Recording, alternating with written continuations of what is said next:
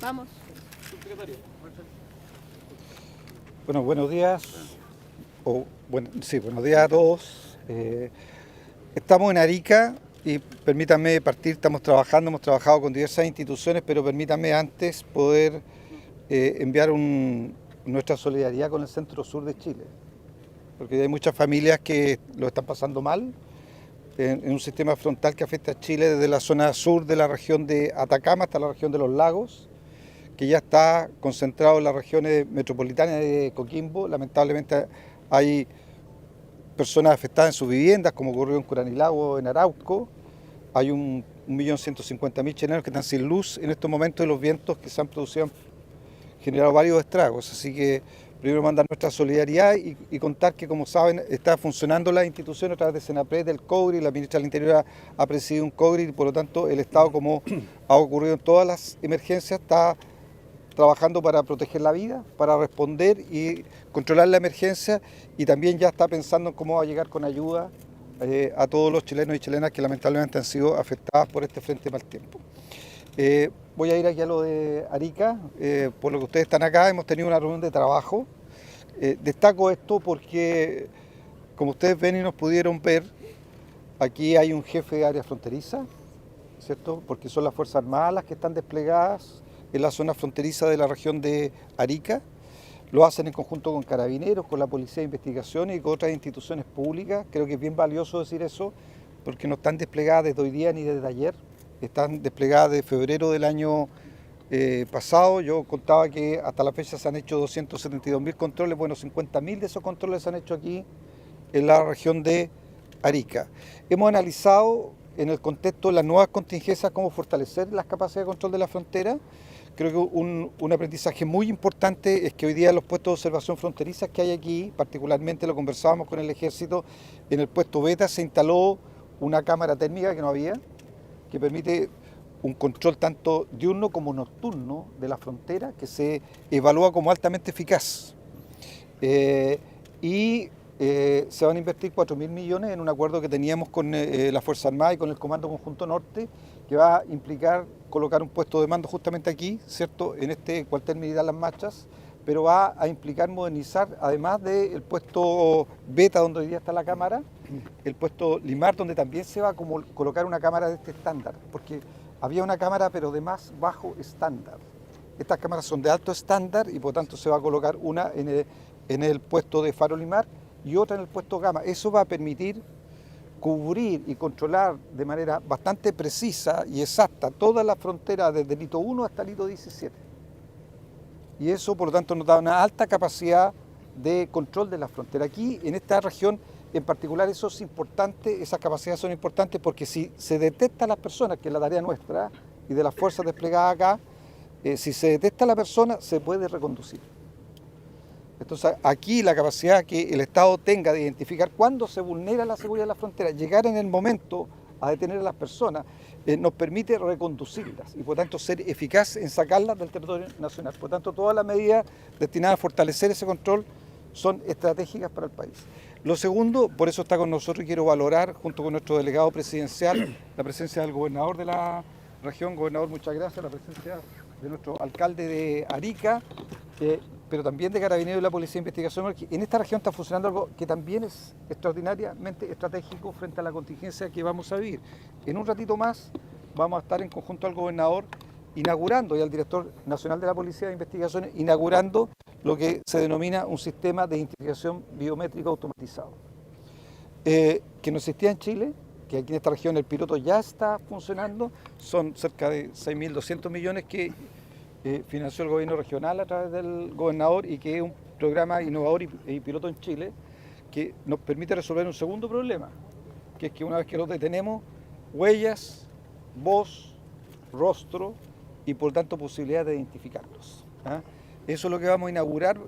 Vamos a ver cómo funciona. Aquí está además el presidente de la Asociación de Gobernadores de Chile. Esperamos llegar a un acuerdo en ese marco para poder extender estas capacidades a todo el territorio nacional, particularmente en un continente que está viviendo el fenómeno migratorio.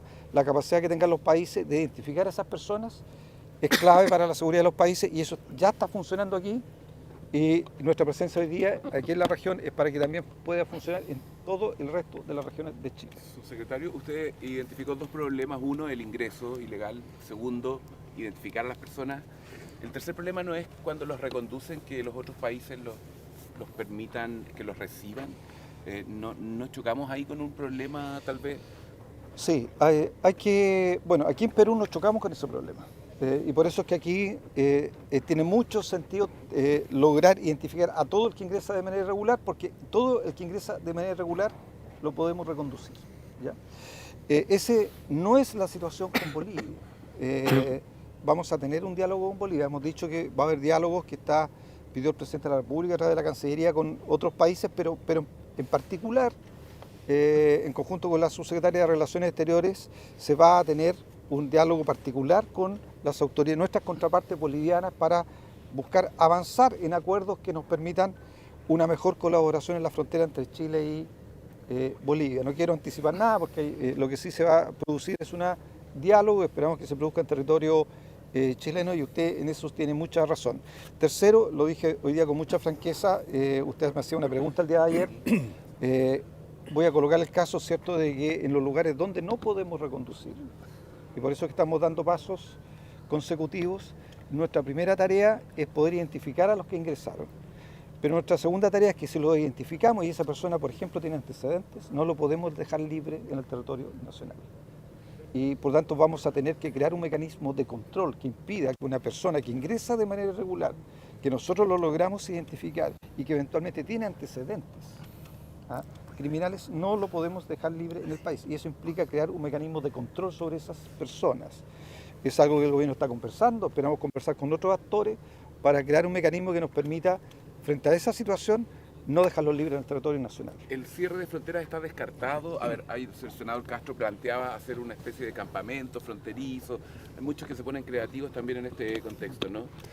Sí, es que hay que explicarle al país. Cuando se habla de cierre de fronteras, se habla de cerrar los pasos fronterizos. Y por los pasos fronterizos entra la gente de manera regular.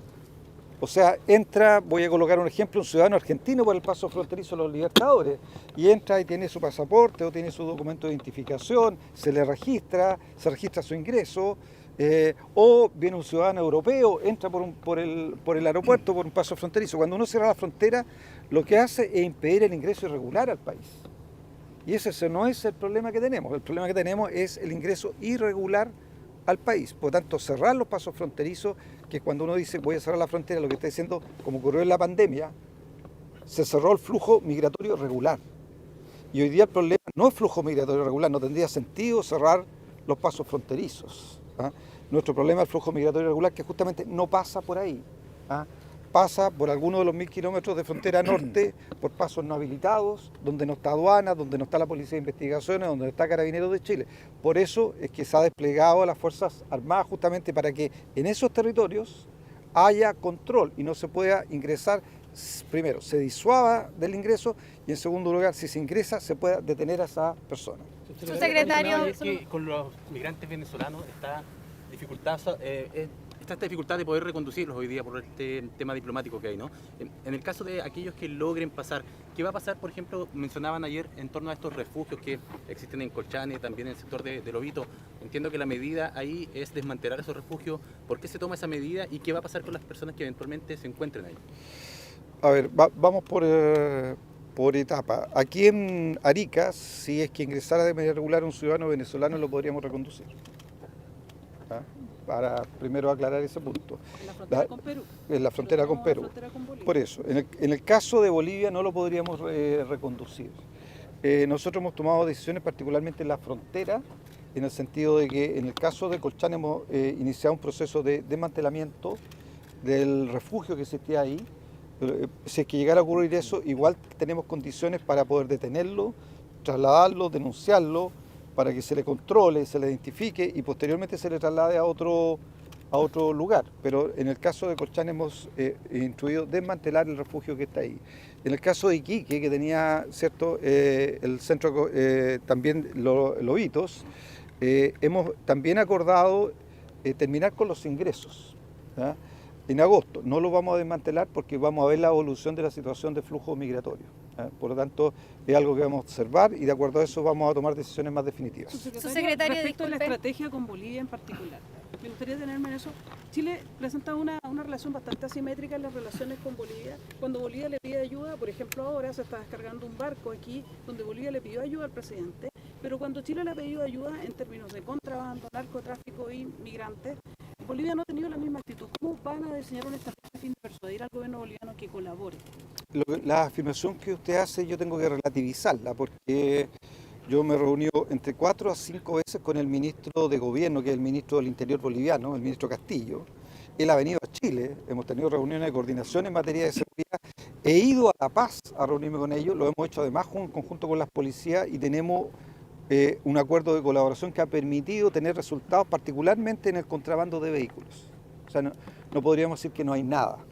Ha habido colaboración y ha habido diálogo con autoridades, en este caso de interior, entre las contrapartes de interior de ambos gobiernos.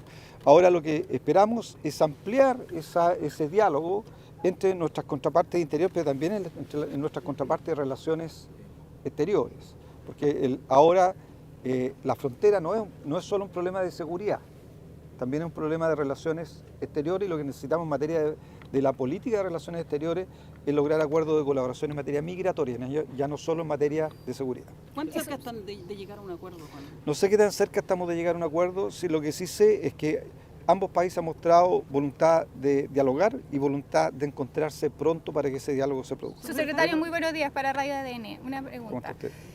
Mire, acá hay una situación que hace 3 años tenemos en la ciudad, o sea, en la región, un problema de migración no regulada, digamos, por los plazos clandestinos.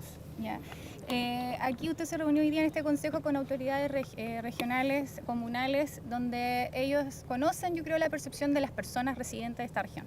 Entonces, esta nueva ola que podría ser inminente dadas las elecciones pasadas en Venezuela, van a ocasionar una segunda, digamos, situación bien particular para todas las fuerzas de orden, ya como ustedes lo discutieron. ¿Qué respuesta le da usted a la ciudadanía? Porque las personas dicen que con toda esta ayuda tecnológica, hay mucho anuncio tecnológico que ya se hizo previamente en la visita presidencial hace algunas semanas, y la infraestructura también, pero resulta que las personas señalan que eso no da, que no es suficiente. Es la versión de la ciudadanía y los hechos siguen sucediendo, tenemos un cerro que sigue recibiendo gente, tomas que se siguen llenando y pese a todo el apoyo tecnológico no es suficiente. Entonces, ¿cuál es la solución concreta del gobierno más allá del apoyo de infraestructura y el apoyo tecnológico? Acciones quizás podríamos denominarlas físicas. ¿A qué se refiere con acciones Quizás físicas? otras soluciones que puedan quizás enmarcarse dentro de la ley de infraestructura crítica. A ver, la ley de infraestructura crítica está en trámite en el Congreso, pero lo primero que, ya que usted me pregunta, ¿qué le puedo decir a la gente de Arica?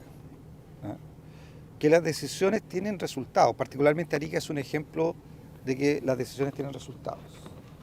Nadie podría decir, por ejemplo, que en materia de seguridad, teniendo Arica problemas de seguridad, la decisión de haber fortalecido la labor del Ministerio Público en esta región, dotándolo de recursos que le permiten al fiscal tener más equipos, más profesionales para investigar, no ha tenido un efecto en la disminución de delitos violentos. La disminución en materia de homicidios, la región de Arica es una de las disminuciones más importantes en materia de homicidios por región en Chile, y eso es producto de decisiones que se tomaron. Se tomó la decisión de fortalecer al Ministerio Público, el fiscal ha hecho un gran trabajo, se tomó la decisión de formar grupos especializados de investigaciones, se desarticularon organizaciones criminales que hoy día están en la justicia y en la cárcel, y eso tuvo un efecto en términos de la disminución de delitos violentos en la región. En segundo lugar, se tomó a través de una modificación constitucional la decisión de desplegar las Fuerzas Armadas en la frontera, cuestión que no ocurría. ¿Hay flujo de migrantes? Sí, hay flujo de migrantes. Ese flujo es menor que antes y eso se puede ver en las calles también de Arica.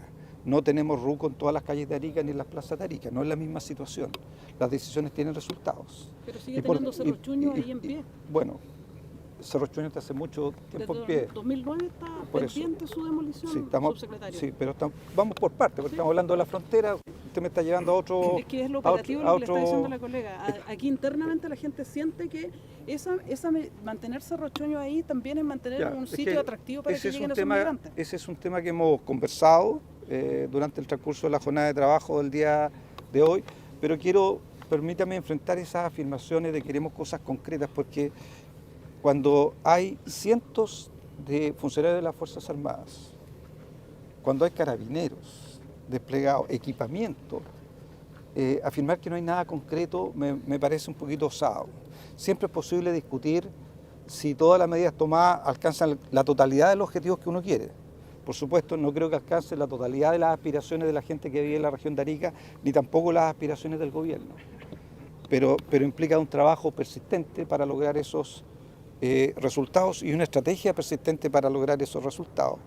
La Cámara, y basta preguntarle a las Fuerzas Armadas, no preguntarme a mí, si la Cámara que antes no estaba, ¿cierto?, en el puesto beta sirve o no sirve para la eficacia del Estado, para proteger la región, lo más probable es que la respuesta es que sí. Y decidir colocar una en el puesto Limar y otra en el puesto Gama le sirve mucho a la región de Arica y le sirve justamente a lograr los resultados que todos esperamos que se produzcan. En el caso de Cerro Chuño, lo hemos conversado en particular. Yo sé que la aspiración de la región, por diversas razones, no solo por razones de seguridad, también por razones ambientales, por eso no solo por razones de seguridad, de que el Estado pueda finalmente producir la relocalización o la erradicación de esa zona. Cerro Chuño no debería estar ahí. Y esperamos, lo han vuelto a plantear hoy día las autoridades locales, hay voluntad del gobernador, del alcalde, de buscar una alternativa. Yo me he comprometido en particular en poder articular la relación con el Ministerio de Vivienda para que podamos tomar una decisión definitiva respecto a Cerro Chuño. Yo le consulto a su secretario, le consultaba precisamente por los pasos clandestinos, porque en ese sector van a haber sectores o ocasiones en los cuales las Fuerzas Armadas no van a poder quizá tomar acciones, digamos, de manera autónoma, entendiendo que se rigen bajo una ley de acción. Entonces, ¿qué pasa? Que la gente piensa que siguen por esos pasos clandestinos ingresando personas y tampoco se ha dado una solución concreta en qué va a pasar precisamente, como preguntó el colega, con las personas que quedan ahí entre fronteras. Porque esa es la situación, hay personas que van a quedar detenidas y precisamente estamos hablando de la nueva ola migratoria. Pero una ola migratoria que todavía no se produce. Pero es inminente o podría ocurrir. Todavía no se produce y estamos justamente tomando decisiones respecto a ese eventual riesgo. No estamos reaccionando a lo que ya ocurrió, estamos tomando decisiones frente a un eventual riesgo de que eso ocurra. Las Fuerzas Armadas hoy día actúan en base a un decreto, que es el decreto 78, a partir de una facultad constitucional del presidente de la República. No tienen ninguna limitación para actuar. Si alguien ingresa al territorio nacional de manera regular, las Fuerzas Armadas lo pueden detener. ¿Con armas? Lo pueden detener. ¿Con armas? Lo pueden detener y por lo tanto para detener personas las Fuerzas Armadas hacen uso, digamos, de los recursos que disponen de acuerdo al nivel de riesgo que se produzca. Obviamente si una mujer y un niño, ¿qué sentido tendría usar armas? La tarea de las Fuerzas Armadas es detener a esas personas. Y respecto a eso no tienen ninguna limitación, Y desde esa perspectiva lo que le estamos dotando a las Fuerzas Armadas es de mejor capacidad para identificar en qué lugares se vulnera la frontera. Usted ha hablado de los pasos no habilitados. Las cámaras permiten controlar los pasos no habilitados. Pero hay pasos que no se saben, de hecho, que son desconocidos, no hay un conteo oficial de pasos clandestinos. Pero las cámaras permiten vigilar la totalidad de la frontera, desde el hito 1 hasta el hito 17. Ese es el sentido de colocar las cámaras térmicas, que le dan una capacidad que, por supuesto, de manera visual las personas no tienen, y las cámaras que tenían no tienen esa capacidad de resolución que tienen las cámaras que se están instalando. Vuelvo a insistir, eso permitiría el control casi completo de toda la frontera entre el hito 1 hasta el hito 17, que es el lugar donde más frecuentemente cruzan por pasos no habilitados. El resto es una zona mucho más compleja para que las personas la pasen caminando. Subsecretario, quería preguntarle... Subsecretario, sabemos que aquí existe una fiscalía fronteriza que actualmente funciona de lunes a viernes. ¿Se va a dotar de más recursos para que esa fiscalía esté activa de lunes a domingo, por ejemplo, o las 24 horas? Sí, el rol de la Fiscalía es muy importante. Tal vez el fiscal puede referirse de manera más específica a la Fiscalía de Frontera, que creo que también desde ese punto de vista en esta región se ha innovado para enfrentar los fenómenos de buena manera, los fenómenos migratorios que enfrenta el país. Nosotros el año 2022 visitamos la región y acordamos con el fiscal fortalecer el Ministerio Público, y el Ministerio del Interior destinó recursos que ha permitido a la Fiscalía contratar personas. Volvimos a conversar este punto en el marco de la reunión. Hay que recordar que el gobierno tiene un proyecto de ley de fortalecimiento del Ministerio Público en el Congreso, y le volví a reiterar al fiscal el compromiso del gobierno de sacarlo lo antes posible, porque si hay algo que creemos que es muy importante en Chile, es que si se cometen delitos, el rol del Ministerio Público, que es perseguir a los responsables de esos delitos para que no haya impunidad, es muy importante. Y por eso es que con esa convicción el gobierno tiene 2 proyectos en el Congreso que ha considerado prioritarios y que los consideró en el Fast Track. Uno es la Fiscalía Supraterritorial y el segundo es el fortalecimiento del Ministerio Público. Quería preguntarle sobre Cerro Chuño. ¿Por qué el gobierno ha establecido que tiene que erradicar? Hace unos días la Fiscalía del Ministerio Público hizo un desalojo de un sitio que también estaba ocupado por personas y de un sitio privado que no se complicó, sacaron las personas, nadie les pidió un plan de erradicación. ¿Por qué en este caso? Porque eso es lo que le estamos preguntando respecto a que la ciudadanía siente que hay garantías que se han entregado en ese sitio que no corresponden al Estado de Derecho, como por ejemplo entregarle agua gratis pagada por el Estado, permitirles que estén colgados de la electricidad. Entonces, ¿por qué se requiere un plan de erradicación, subsecretario? ¿No será también crear de nuevo un gueto, un campo donde pueda usted atraer nuevos migrantes ahí, con condiciones que al final a la ciudadanía que no comete delitos, que va por una vía estructurada, qué sé yo, de respetar las normas del Estado, le parece eso insultante? ¿No es una estrategia equivocada pensar que condicionar la erradicación cuando eso se tiene que terminar ya de una vez porque hay un conflicto ambiental ahí? Primero uno tiene que, como dicen, ver los precedentes y segundo tiene que ver las consecuencias. Los precedentes que hasta ahora la Corte Suprema de Chile, cuando ha ordenado, ha llegado al punto de que la Corte Suprema ordena el desalojo, esos fallos han obligado al gobierno y por lo tanto al Ministerio del Interior a ejecutar esos desalojos, pero le han colocado una condición los fallos de la Corte Suprema, que una vez que ejecuta el desalojo no puede dejar a esas personas en la calle. Las personas han ido rotando, subsecretario. Vendan esos terrenos y vuelve a haber otros. Pero le estoy contestando lo que la resolución de la Corte Suprema. Lo entiendo. Y la Corte Suprema, cuando nos ha ordenado desalojar, nos ordena también tener una alternativa a esas personas y no dejarlas en la calle. Esos son fallos de la Corte Suprema, no son fallos míos. Y a mí no me corresponde ni siquiera opinar ni cuestionarlos, simplemente ejecutarlos. Y en segundo lugar hay un problema de carácter práctico. Cuando uno saca de un lugar a 1000 personas y no les da una alternativa, esas 1000 personas se van a instalar en otro lugar. Y por lo tanto uno también tiene que ser realista respecto a que queremos solucionar los problemas de Arica. Y la solución al problema de Arica tampoco es dejar a 1000 personas para que después se instalen o en las plazas o en las calles o en el lugar o ocupen otros espacios privados y por tanto se genere un desorden. Una solución tiene que ser una solución eficaz, pero también tiene que ser una solución que le garantice orden a Arica. ¿Un campamento? ¿Eso es lo que están pensando? Vamos a trabajar en aquello. Porque Lobito no fue una buena solución, uno ve que hubo harto cuestionamiento respecto de lo que la ciudadanía vio ahí, se produjeron Lobito, incidentes, qué sé yo, hubo de alguna manera agresiones, peleas entre los migrantes, entonces ¿cómo en definitiva controlan y que a la ciudadanía no le parezca insultante? O sea, tener son dos cosas completamente distintas. Debo decirle que Lobito impidió que esas personas estuvieran en la plaza de Iquique. Sí, se lo vi. Y en las calles de Iquique, y en la playa de Iquique, y permitió ordenar dónde llegaban. Creo que es bien importante decir eso. Por supuesto, manejar un centro de acogida no es una tarea fácil, porque como usted muy bien plantea, adentro de ese centro de acogida pueden ocurrir cosas que el Estado tiene la tarea de controlar. Pero el centro de acogida permitió evitar que se produjera un caos en los espacios públicos de la ciudad de Iquique. Y en virtud de ese objetivo, el resultado fue, por supuesto, desde nuestra perspectiva correcta la decisión. ¿Ese sería el modelo para Cerro Chuño entonces? No he dicho ningún modelo, no le voy a decir ningún modelo, porque lo que he dicho, y se lo voy a repetir, es que se me ha planteado este tema en el marco de la reunión y que he comprometido a articular a las instituciones públicas para proponer una salida. ¿Plazo término del gobierno la salida de Cerro Chuño, el cierre?